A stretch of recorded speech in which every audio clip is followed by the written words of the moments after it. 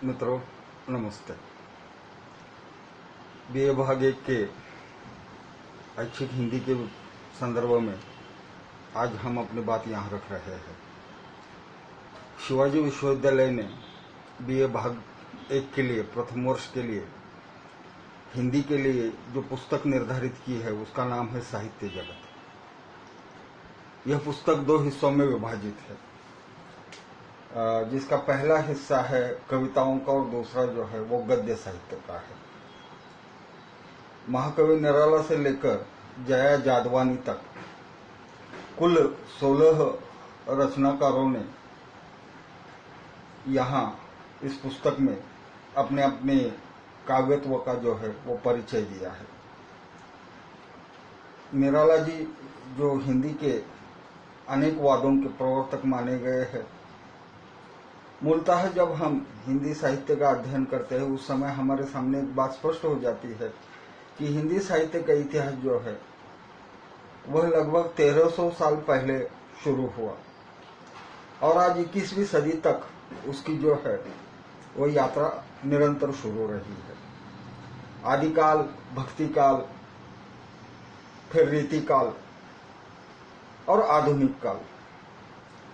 आधुनिक काल जो है वो 1980 तक माना जाता है। भारतेंदु जी से इसकी शुरुआत होती है और 1980 तक इस काल का जो है वह लेखा जोखा अक्सर हम देखते हैं। लेकिन आजकल एक नया ट्रेंड सामने आया है। जब हम खुद पढ़ रहे थे उस समय 1980 तक का जो हिस्सा था वो आधुनिक काल का हिस्सा माना जाता था। लेकिन 1980 के बाद फिर 90 तक, फिर 2000 तक यह आधुनिक काल माना गया। और जैसे ही वैश्वीकरण की एक आंधी या तूफान जब से शुरू हुआ उसके बाद आधुनिक काल के संदर्भ में जो है वो अवधारणाएं बदलती गई और अनेक नई नई बातें जो है वो हमारे सामने इस संदर्भ में कही जा रही है। आधुनिक कालखंड, उसके बाद उत्तर आधुनिक और आजकल जो है एक नया ट्रेंड, एक नया प्रवाह सामने आया है और वो है पराधुनिक। तो इस प्रकार अनेक कवियों ने जो है वह अपने अपनी काव्य धारा के माध्यम से हिंदी साहित्य को समृद्ध किया है। सर्वप्रथम हम भारतेंदु युग की बात करते हैं कि भारतेंदु जी ने आधुनिक कालखंड की कविता लिखी ऐसा माना जाता है। फिर उसके बाद जो है वो महावीर प्रसाद द्विवेदी युगीन कालखंड हमारे सामने आता है। महावीर प्रसाद जी ने भी बहुत सारी कविताएं लिखी और हिंदी काव्य को एक नया आयाम दिया। फिर भारतेंदु, महावीर प्रसाद द्विवेदी जी के बाद आता है छायावादी कालखंड। छायावाद जो है वो हिंदी का स्वर्ण युग माना जाता है, विशेषतः हिंदी कविता के संदर्भ में। और छायावादी रचनाओं के माध्यम से हिंदी के अनेक कवियों ने जो है अपने अपने ढंग से काव्य सृजन करते हुए हिंदी साहित्य को जो है वह समृद्धि के पथ पर लेकर जाने का प्रयास किया है, जिसमें महाकवि प्रसाद है, सुमित्रानंदन पंत जी है, सूर्यकांत त्रिपाठी निराला जी है और महादेवी वर्मा। इन चारों को छायावाद का जो है वो आधार स्तंभ माना जाता है। फिर इसके बाद छायावाद के बाद बीच में और एक वाद का प्रचलन हुआ, हालांकि वो ज्यादा देर तक नहीं चला, और वो है डॉक्टर हरिवंश राय बच्चन जी का हालावाद। हाला अर्थात मध्य को लेकर उन्होंने जो है वो अपनी बात रखी थी। लेकिन जैसा हमने पहले कहा है कि ये अधिक समय तक नहीं चला और डॉक्टर बच्चन के बाद डॉक्टर राम कुमार वर्मा ने ही हालावादी रचनाएं लिखी। इसी के समांतर और एक काव्यधारा का प्रचलन हिंदी साहित्य में हो रहा था और वो था प्रगतिशील रचनाओं का। प्रगतिवादी काव्यधारा जो है उसने जन्म लिया। यह बताने की जरूरत नहीं, प्रगतिशील काव्य रचना का श्री गणेश भी महाकवि निराला के द्वारा ही हुआ। प्रगतिवादी चेतना का जो कालखंड है वह साधारणतः 1942 तक चला। 36 से लेकर 42 तक जो है वह प्रगतिवाद रहा।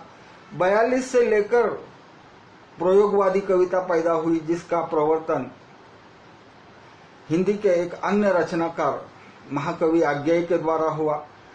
सच्चिदानंद हीरानंद वात्सायन उर्फ कवि आज्ञेय, यह उनका पूरा नाम था।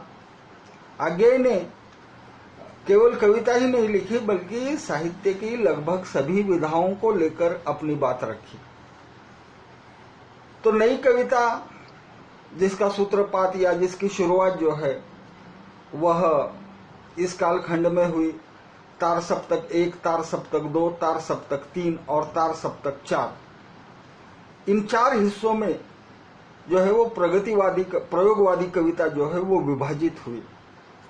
देखते देखते 60 का दशक सामने आया और साठोत्तरी कविता का जन्म हुआ। साठोत्तरी कविता के प्रवर्तक के रूप में गजानन माधव मुक्तिबोध का नाम बड़े सम्मान के साथ लिया जाता है। और 60 के दशक से लेकर 80 के दशक तक जिस कविता को हम देखते हैं वो सभी की सभी जो है वो साठोत्तरी कविता ही मानी जाती है। धूमिल इस काव्य धारा का दूसरा एक सशक्त नाम है। और देखते देखते ये सफर 1980 तक आ पहुंचा और फिर उसके बाद लीलाधर जगोड़ी, मंगलेश आदि कई नाम हमारे सामने आते हैं और इन्होंने कविता को जो है वह समृद्ध करने का प्रयास किया है। मित्रों, मूलतः कविता जो है वह आदिकाल से मानव की सहचरी है। बचपन से लेकर बुढ़ापे तक आदमी कविता सुनता है। उसी प्रकार से सृष्टि का निर्माण जब हुआ या साहित्य का श्री गणेश जब हुआ, उस समय से लेकर आज तक कविता जो है उसने मानव को साथ दिया।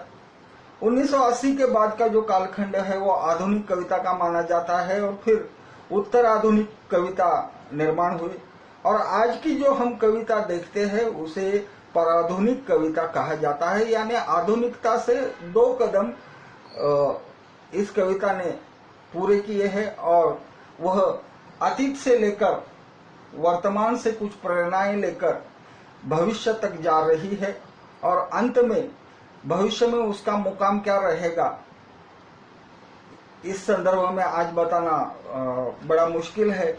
लेकिन बहुत संक्षेप में मैंने कविता का इतिहास जो है वो आपके सामने रखा। पाठ्यक्रम की जानकारी जो है वह अगले लेक्चर को विस्तृत रूप से आपके सामने रखूंगा। फिलहाल आज के लिए इतना ही। धन्यवाद।